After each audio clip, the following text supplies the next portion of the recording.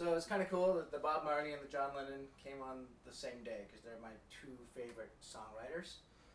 So just opened up the Bob Marley.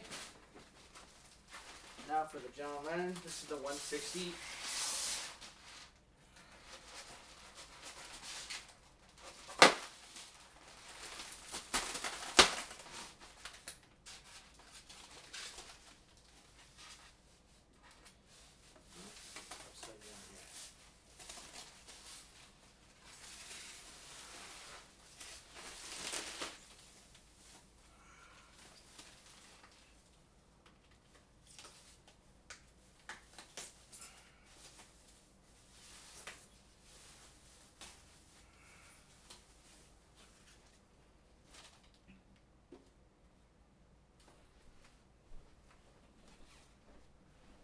John Lennon 160.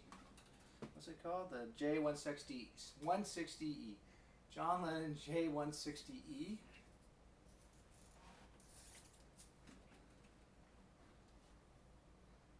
Go ahead and take that right off there.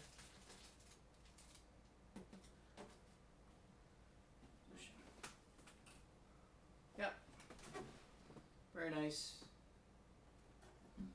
Get it tuned up later.